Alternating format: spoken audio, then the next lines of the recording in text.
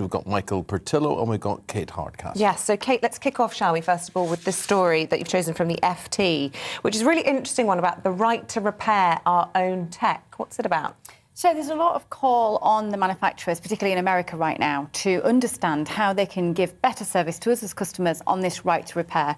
You and I guess, are in a culture where it's normal that we have this continual upgrade thing going on. You know, the vac breaks, get a new one. The phone's not working anymore, it's slowing down, get a new one. We need to evolve that for many reasons, environmentally and ethically, but also in terms of cost of living. So are our tech giants going to enable us to repair our own devices? Are they going to make that affordable? And is that something we should look into? There are many bodies here in the UK, including the university facility in London, that has proven that we as consumers, unsurprisingly, want this change. And it's something that could be forced upon manufacturers effectively in the future. Well, it's always historically hard to force things onto these tech giants, though, isn't it? I mean, they don't really want to. It's not in their business model to make it What I would force on, first of all, is one charger, no matter what your phone is. The idea that you've got to buy different chargers for different phones. And also, it always makes me feel so puny because when you go back to our parents' generation, most men could fix most things. And are you as useless as me, or? Well, I could only ever do a 3-point plug. That was my maximum. It's because you learnt that at school, did you? No, I think I learnt it around the home, but it's true. There's just basically nothing you can do now. Nothing. It's broken. Get a new one. And for you and me now, even light bulbs are getting a bit beyond us. Yeah. Do you want another story? I know. I'd love one. What have you got? Well, there's a new aspect to the sort of culture war, because at Jesus College, Cambridge, there is a memorial in the chapel to Tobias Rustat. Who is? He was a donor to the college and also to the new St Paul's Cathedral in London in the 17th century, but he was also involved in the slave trade because he invested in the Royal African Company, which made its money out of slavery. So for the first time, this is being tested in a court because the application to remove this statue is being heard before a consistory court with a QT making a decision. And the way this is presented in the Telegraph is a clash between Oxford and Cambridge, because Cambridge College wants to remove the statue. Some Oxford professors are key witnesses on the other side. If I can give a view on this, you know, Britain is built on slavery. And we really have to understand this. I mean, St Paul's Cathedral was built with funds that were from slavery. It was absolutely the norm. It was the norm in Britain. It was the norm in the world. We were heavily engaged in the African slave trade. Many Africans were involved in the African slave trade because they brought the slaves from the interior, they kidnapped them, they brought them to the ports where Europeans took them over to the Caribbean and to America and to South America. So we have to understand this. I don't think we can just go around tearing down individual statues. That doesn't deal with it. Of course we have to recognise that this was our history. But, you know, piecemeal chipping bits of stone out of chapels, I don't think is going to do it. I don't think it's the right thing to do. It's interesting because the last time this sort of thing appeared in a court was, of course, the Colston statue in Bristol, and, of course, Bristol, yes. Places like Liverpool in the north, very much these port cities built on slave money. And there is this whole debate about whether, is this a generational thing, or is this just that we're, as, you know, the younger folk really offended by history? Where do we need to go? Cancel culture, you know, becoming normal? Well, it's about education, and it's also about knowing what we are going to do. If the frustration and the anger isn't to be directed towards us statues, then where does it go, Michael? What do we do with it? We have to at least demonstrate the retrospective we've now been given with time and understand that we as a nation are doing more about it. I don't feel where people have an outlet. I'm not saying that's the right thing, but where did they go? What do they do with that? Where did they see that things are actually going to be listened to? Well, traditionally, universities were about learning, they were about debate, they were about controversy, they were about argument, and that's what universities should be about. So they're not about tearing down things, they're about having it out in public. Maybe it's because everything's down to 240 characters now and trying to solve world issues in very small, succinct statements and not longer debate like we used to. Yeah, a lot to be said about that. OK, look, let's turn to this piece that you've chosen in the Mail, Kate. Millions of pieces of Lego lost to the sea in 1995. One woman has attempted to find all the pieces. Has she gone mad, or is she onto something? No, I think she's onto something, and I'm going to be that person this morning. I make no apology for it. 90% of everything we consume pretty much comes into us on a container. And when you think about the pollution of 30 million tonnes of plastic waste going into our seas every year. It's a real issue. In fact, I have an idea, which I know I'm going to get grief for, but I don't care. We went, because of the staycation element, going out, picking up plastic on the beach with the kids before we'd let them play on any of the beaches last year. And I think there should be a levy that a toll almost, if you go onto the beaches, you should pick up 5 minutes of plastic to make a difference. You do always see people now on the beach doing that. You can't really do a beach trip, I don't think, nowadays, without seeing somebody litter picking. We should all have to do it. I did some filming around this last year in Cornwall, and it's interesting. If you just look, because I don't normally look. As soon as you look, the beach is absolutely full of tiny specks of plastic because they break down into these little tiny balls. It is horrifying how much plastic there is out there. And, on this story, it's about 5 million pieces of Lego going missing in 97. But the fact is, those were collected because they had worth. So people went to Cornwall to find them because they wanted to car boot or keep the Lego pieces. So we have to put worth and value in terms of the planet and the benefit we could get from doing the right thing. Beach combing for the benefit of the planet. I like it. This situation is front page of The Guardian. The Met Police Commissioner Cressida Dick and this latest police racism scandal. Michael, you want to talk about this? Well, the Met is just rocked by one scandal after another. Of course, we know that Wayne Couzens, a serving Metropolitan Police officer, was convicted of the kidnap, murder and rape of Sarah Everard. We know that 2 other police officers were sent to prison for doing selfies with the bodies of 2 women who had been murdered. And now at Charing Cross, we have this situation where a number of officers, more than 10 anyway, were involved in text messages which were racist, homophobic, misogynistic.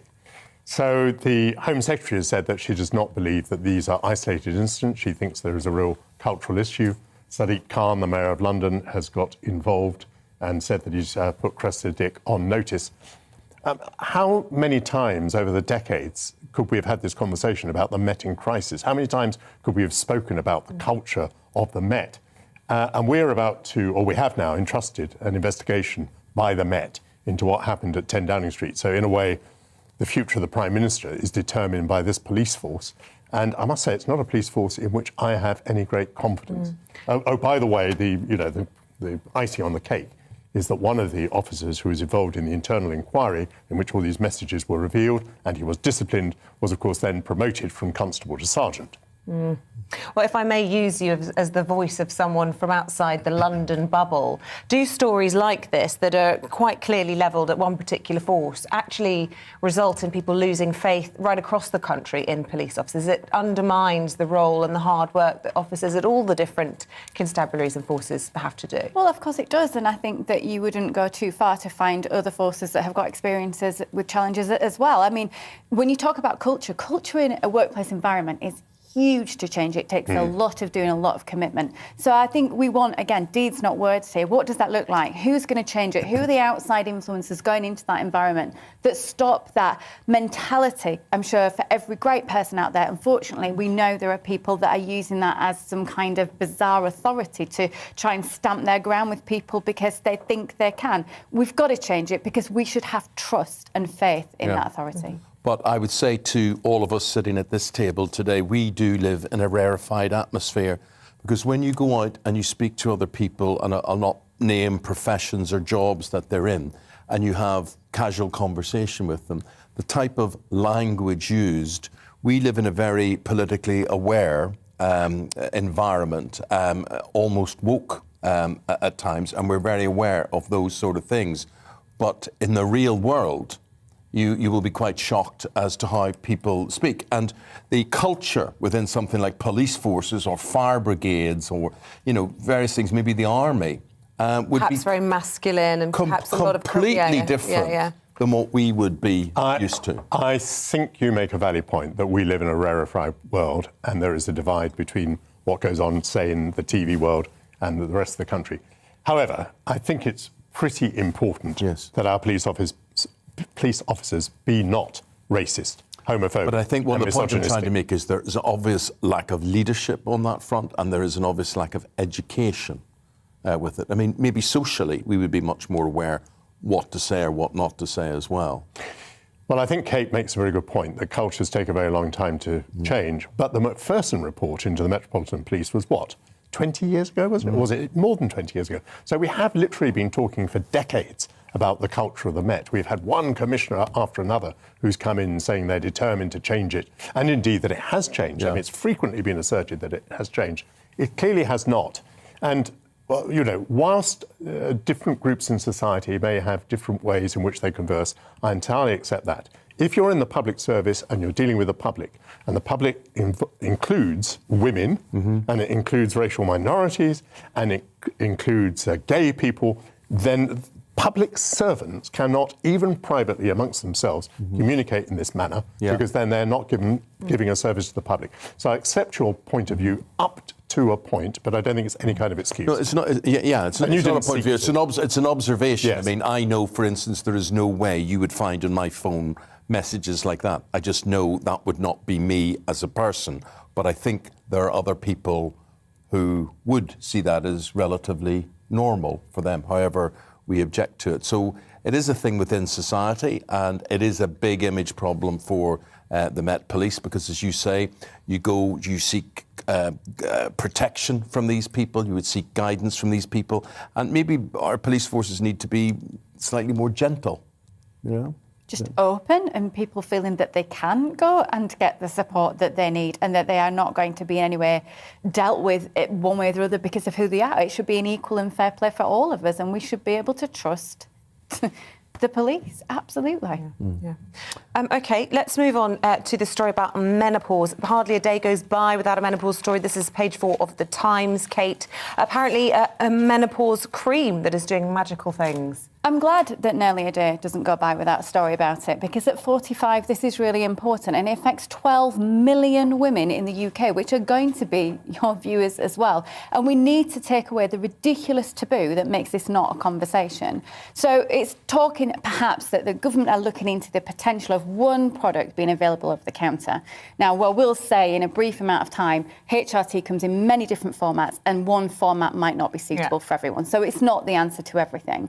But having spent 20 years living with the taboo of endometriosis as an illness, I'm not prepared to spend another 20 years feeling worried about talking about going into perimenopause or menopause. We shouldn't have to rely on celebrities going out and doing a programme to talk about their situation, because every HRT situation is different. What we do need is to have a very sensible, grown-up conversation without people shirking about it or getting upset about it. No, 100% agree, Kate. But my journalist instinct, as soon as I see anything that says magic cream in it, I'm instantly suspicious that this is all nonsense. Is there any science backing up that this actually works? This cream works for some people. Right, That's what I'm saying. HRT comes in many different formats, and we need to make sure. We have something like 200 HRT consultants for those 12 million women. It's not enough. That guidance needs to be there from a medical professional who's going to help you.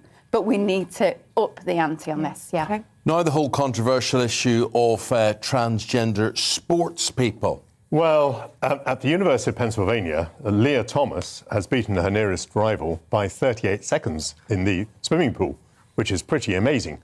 But Leah Thomas competed for the university for 3 years, up to the age of 19, as a man. For the last 3 years, she has changed her gender. Well, as you can imagine, a lot of women at the university who are competing in swimming and being beaten by 38 seconds by Leah Thomas think that this isn't quite fair. And so this issue of what you do about people who change their gender in the world of sport, in the world of women's sport, is right there up front and big news in the University of Pennsylvania. And I guess this is going to have pretty serious consequences, because a lot of people are very unhappy about the situation. Yeah. And look, some wings of the trans lobby are alarmingly aggressive. So I understand if you are afraid to express your opinion on it. But, you know, do you think it's unfair? Do you think it's unfair that women have to compete against men who now are But that's women? a yes and no answer to something that isn't simple. Right. These are people's lives, and if they're good at sport, then they need an opportunity to be able to perform at sport. So that's where I would start from. That's my basis. I don't know enough about it to say yes or no. What I need to make sure is that everyone gets the opportunity to do what they're good at in life and find a conduit to do that. Interesting. OK. Beatles, right. Daily Express, Beatles scrapbook sold for charity. How much, Kate? It would reckon up to £2,000. So this was just a quick question if anyone had anything in their attic, really, so I could take it back and try my luck on eBay. Because memorabilia still... The thing that amazes me is memorabilia still works. I've been to an auction with you where you bought memorabilia, so I know you've got a thing for this. I do, I love it. It's a piece of history. What was it that you bought? I bought Burberry's only design of a certain jacket for Julie Walters. It was there you go. It was beautiful. But I think it's fantastic. And the great thing as well, we've got this big debate going on about, is there going to actually ever be any rock legacies like the likes of the Beatles, because life's different now, and how much that their iconography and their image still can raise these types of funds. Do you have anything, Eamon? Well, funny enough, yesterday up popped on my phone an information piece that there was an online auction. And I looked at it, and it was for a TV programme that when I was a kid I watched a lot called Lost in Space. So I thought, what would I do with it even if I got bits and pieces? But I thought, this is very attractive to me. So I went on and I looked. Unfortunately, it was the remake, the film in 2018 of Lost in Space. So there was nothing, warning, Will Robinson. Did you not watch Lost in Space? No. There's a photograph of me and Paul McCartney in 1991. Oh, here we go. That's a cracker. What do you think that would fetch? I'd probably devalue it. You No, I was once seriously tempted to buy John Wayne's eye patch and wig from True Grit, the Oscar-winning film. Very great movie. Very great movie. And basically, then, when my wife heard, there's a wig involved in it, there's a wig, she didn't want this mouldy wig. But I really was seriously tempted. I don't know what I would have done with it. I know what you would have done with it. You'd have put it on, and your John Wayne impressions would have gone up a notch. Because let me tell you, at least once a day, he rocks out. Fill your hands. Yeah, I could have done all that. That would have been there. Yeah, How much did it go for, though? How much did it go for? It would have been thousands, 10,000 or so like that. So it would have been. You see, there we go. Guys, Back in the attic yet. Yeah. I have loads of junk. I have lots of football junk. I thought you'd have some footy memorabilia. I don't have any memorabilia. Gigs, boots. I've got Nothing. footballs. I've got grass from the Bernabeu Stadium, from the new camp. I've got all. Can it You're still a like hoarder. coming up a route round? I think I get a real Cash in the photo. attic. We I have think it's withered a bit, hasn't it? It is withered a bit. It is. Guys, thank you both very much indeed. That's Michael Bertillo and Kate Hardcastle.